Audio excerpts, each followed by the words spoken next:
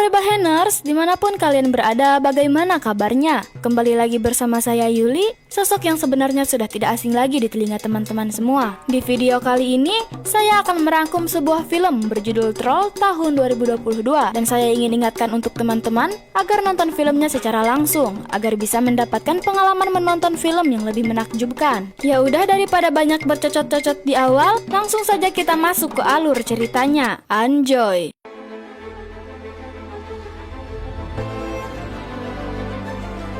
Kisah diawali dengan memperlihatkan seorang gadis muda yang sedang bersama ayahnya melakukan pendakian di pegunungan Romsdalen sampai ke puncaknya yang dinamakan Puncak Troll. Yang di sana ayahnya bercerita mengenai 13 makhluk purba kuno yang menjadi batu setelah terkena matahari terbit, sampai akhirnya menghadap ke arah lereng gunung dan melihat sebuah wajah di sana.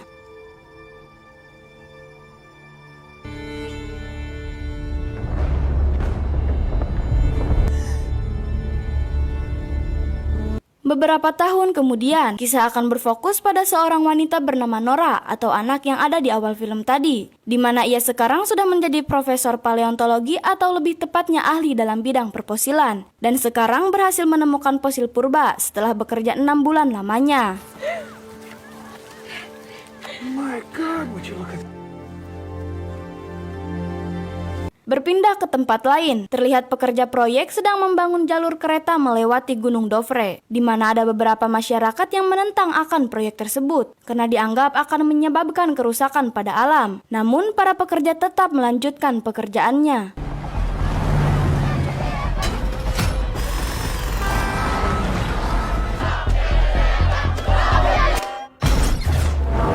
Setelah melakukan peledakan, para pekerja itu pun kembali masuk untuk melihat hasil ledakannya. Namun sesampainya di dalam, terjadi getaran serta terdengar suara raungan yang sangat mengerikan, sehingga mereka langsung berlarian keluar dari tempat itu. Akan tetapi,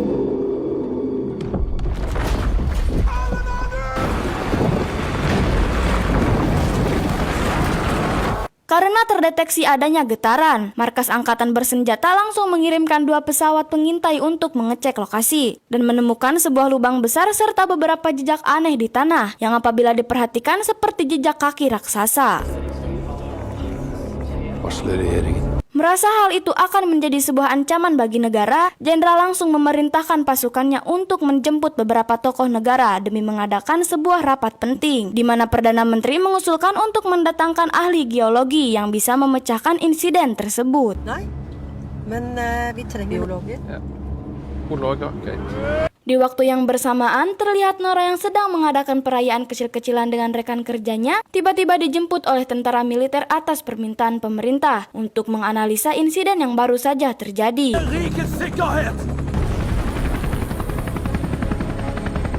Sesampainya di Oslo, Nora disambut oleh pria yang merupakan penasihat Perdana Menteri bernama Andres, di mana Nora langsung dibawa ke dalam ruangan yang terdapat para pejabat serta para ahli lain yang lebih dulu sampai di sana.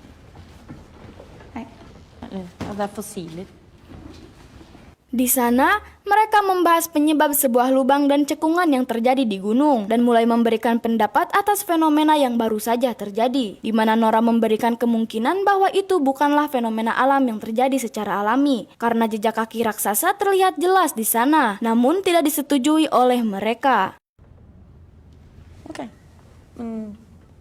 Tak lama kemudian, salah satu hacker bernama kita panggil Santi menunjukkan rekaman yang berhasil ia retas dari salah satu himpunan pengunjuk rasa yang ada di TKP. Yang di dalam rekaman tersebut terdengar suara raungan disusul dengan bebatuan yang berhamburan, serta bayangan makhluk raksasa yang muncul di sana.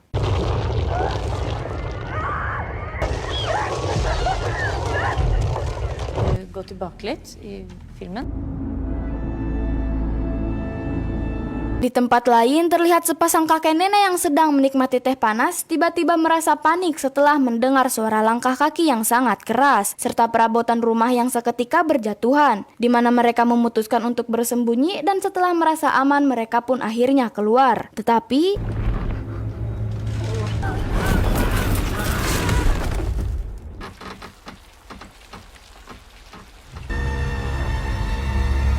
Mendapat laporan adanya pergerakan di salah satu daerah, Nora diajak pergi ke lokasi tersebut bersama Andres untuk mencari informasi di sana. Dan sesampainya di lokasi, Nora disambut oleh Kapten Chris yang merupakan komando operasi militer yang mendapatkan perintah untuk mengawasi area tersebut. Di sana, mereka melakukan interogasi dan mendapatkan beberapa penjelasan bahwa mereka juga tidak mengetahui dengan jelas apa yang terjadi terhadap rumah mereka. Namun sebelum hal itu terjadi, mereka yang sedang berada di dalam rumah seperti mendengar raungan menyerupai irama, serta merasa diteduhi oleh sesuatu yang sangat besar. Setelah menyinari cekungan itu dengan cahaya ultraviolet, Nora sama sekali tidak menemukan jejak biologis di sana, sehingga dia langsung bergegas mendatangi jejak terakhir, namun tetap tidak menemukan sesuatu, meskipun dengan bantuan alat canggih sekalipun. Ingen blev rätt så hade ingen tanke till liv.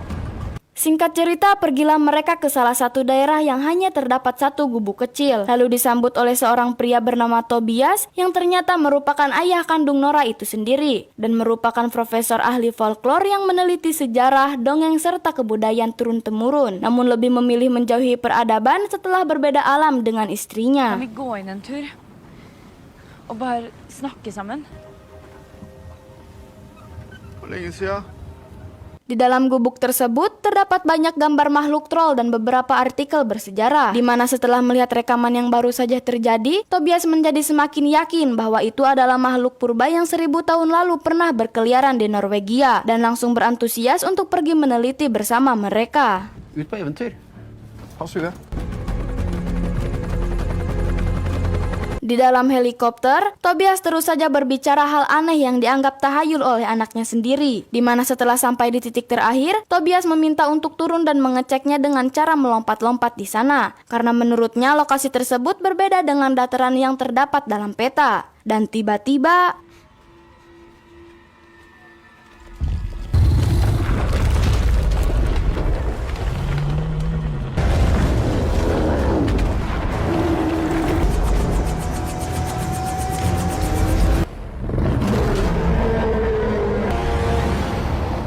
sesampainya di camp militer, mereka langsung memberikan laporan serta rekaman pada pemerintah, yang mana Tobias dianggap gila dan mendapat makian karena menyebutkan bahwa itu merupakan makhluk troll, di mana Perdana Menteri langsung menyerahkan operasi penyerangan kepada militer untuk menghancurkan raksasa tersebut. Sebelum pemberangkatan, Nora memohon kepada Chris untuk ikut bersamanya demi penelitian, di mana Chris dengan baik hati pun mengizinkan dan langsung bergegas ke lokasi tersebut.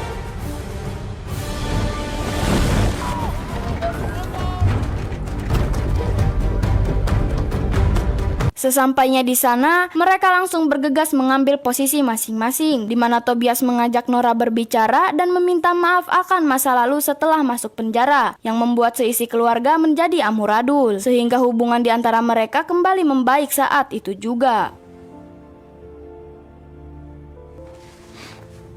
Tak lama setelah itu, troll menampakkan diri dan berjalan mendekat ke arah mereka, di mana jenderal yang berada di markas sontak menyuruh pasukan militer untuk segera melakukan penyerangan. Akan tetapi,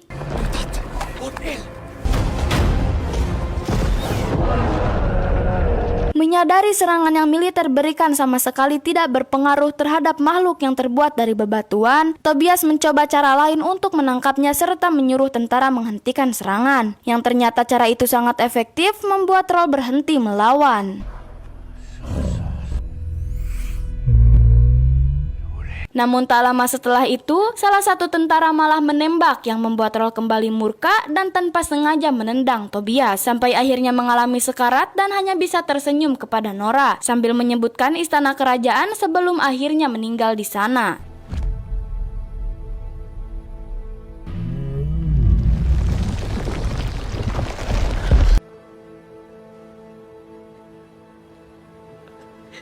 Keesokan harinya, Chris memberitahu Nora bahwa troll telah terlacak berhenti di sebuah lembah dan tak lama lagi akan dilakukan penyerangan. Di mana Nora yang sedang membuka catatan peninggalan si ayah pun akhirnya menemukan informasi yang berkemungkinan bisa menghentikan makhluk tersebut. Sebelum keberangkatannya, mereka bernegosiasi dengan pemerintah untuk menghentikan makhluk tersebut dengan menggunakan sebuah lonceng. Yang hal itu tentu saja menjadi bahan tertawaan bagi mereka yang tidak mempercayai hal konyol seperti itu. Di mana Chris memilih untuk memberi dukungan penuh atas usulan yang diberikan oleh Nora, karena menurutnya hal itu sangat patut untuk dicoba. Iverksett operasjon. Berpindah ke tempat lain, terlihat warga yang ada di sana sedang healing bersama keluarganya di sebuah taman wisata. Yang tak lama kemudian, hal itu pun berubah menjadi sebuah kepanikan setelah munculnya sosok makhluk tinggi besar yang tiba-tiba ngejanteng di sana. Sehingga pihak militer langsung hadir untuk mencoba mengalahkan makhluk itu. Akan tetapi...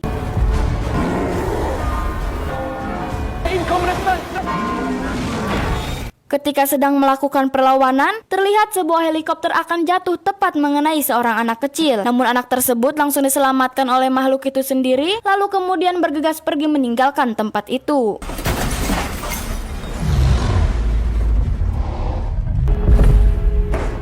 We have shocking images coming out of Norway at this. Kemunculan makhluk tersebut menjadi sebuah berita besar yang sangat menggemparkan Norwegia, di mana warga di sana menjadi sangat ketar-ketir terkait makhluk menyeramkan tersebut, yang sekarang terdeteksi sedang berjalan menuju ibu kota negara.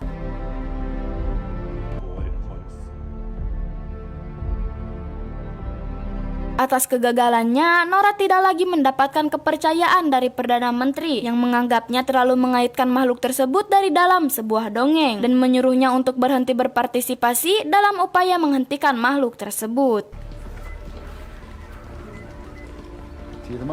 Ketika hendak pergi dari tempat itu, Nora dihampiri oleh Kapten Chris yang memintanya untuk tidak merasa sungkan apabila sedang membutuhkan bantuan. Pemerintah kembali mengadakan rapat susulan untuk membahas upaya menghentikan makhluk yang dianggap sebuah ancaman, yang mana salah satu dari mereka mengusulkan menggunakan sebuah nuklir yang belum mendapat izin resmi dari pemerintah, di mana Perdana Menteri baru mengetahui akan adanya senjata tersebut. Di sela pembicaraan mereka, Andres yang ada di sana tiba-tiba ikut nimbrung yang membuatnya harus mendapatkan respon kurang mengenakan dari Perdana Menteri. Sampai akhirnya Andres memutuskan untuk resign dan menghampiri Nora untuk sekedar mengantarkannya.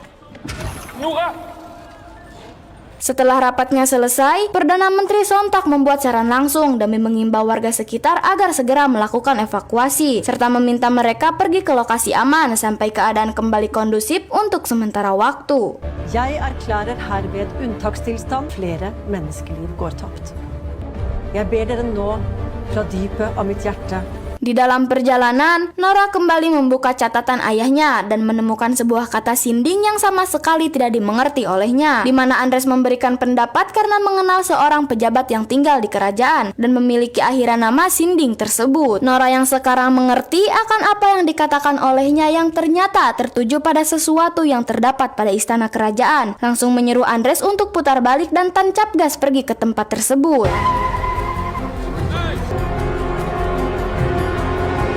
Sesampainya di sana, mereka dihadang oleh penjaga gerbang kerajaan, dan tak lama setelah itu muncullah seseorang yang ternyata merupakan sahabat dekat Tobias, lalu memberikan izin untuk mereka masuk ke dalam dan langsung menunjukkan sebuah rahasia besar yang selama ini disembunyikan dari pemerintah.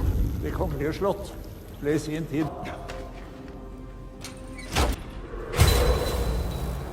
Alangkah terkejutnya mereka ketika melihat berbagai tengkorak raksasa yang berada tepat di bawah istana. Sampai akhirnya terungkap fakta bahwa kerajaan Oslo tepat dibangun di atas kerajaan troll yang ternyata dibantai oleh manusia, dan hanya menyisakan satu anak raja troll yang dibiarkan tetap hidup dan sekarang terbangun untuk kembali ke kerajaannya.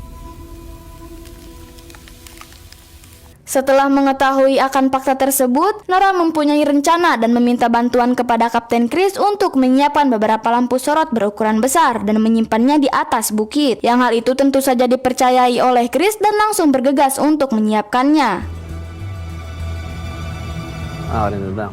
Di tempat lain, para pejabat negara yang sudah kehabisan akal untuk menghentikan makhluk yang kebal terhadap serangan, akhirnya Perdana Menteri terpaksa memberikan izin kepada kepala pertahanan untuk menggunakan nuklir karena sudah kepalang tanggung, meskipun sebagian Norwegia akan hancur akan ledakannya.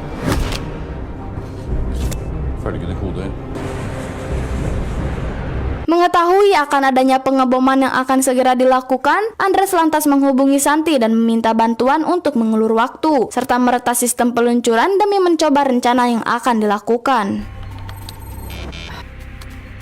Tepat ketika hendak melakukan penyerangan, Santi berhasil meretas sistem peluncurannya. Namun Nora malah sempat tidak yakin akan rencana yang akan ia lakukan. Tetapi karena tidak mempunyai pilihan lain, mereka pun langsung melancarkan aksinya.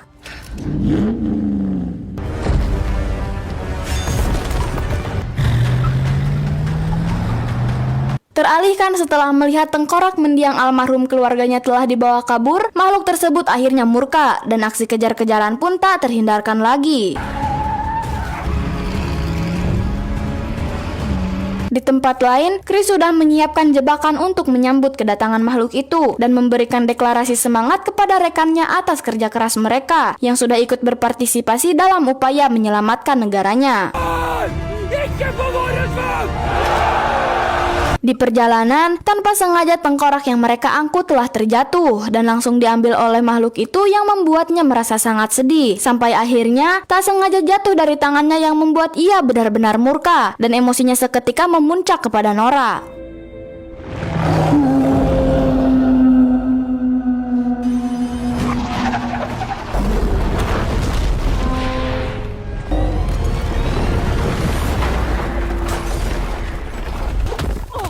Beruntung sesampainya di sana, apa yang telah mereka rencanakan telah membuahkan hasil, di mana makhluk tersebut seketika terhenti dan merasa sangat kesakitan setelah dikelilingi oleh cahaya LED ukuran jumbo yang sama sekali tidak dijual di pasaran.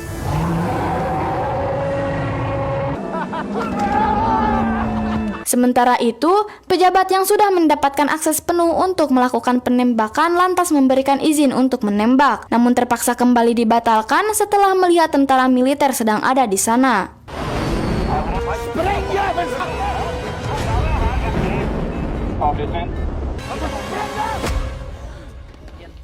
Merasa berlebihan karena telah melakukan hal tersebut, Nora lantas mematikan semua aliran listrik yang membuat makhluk itu terlihat sangat kesakitan dan menyuruhnya untuk segera pergi kembali ke pegunungan. Tetapi Vi skal ikke jage deg, bare gå!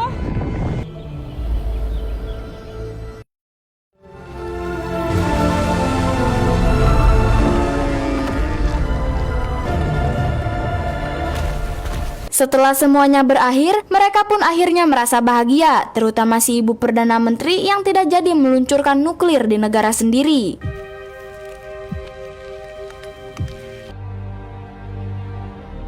Tamat, gimana teman-teman? Seru gak filmnya? Maaf ya kalau masih ada salah-salah dikit, soalnya masih dalam tahap belajar. Jadi mohon untuk dimaklumi. Intinya untuk teman-teman semua, jangan lupa nonton video selanjutnya ya. Terima kasih.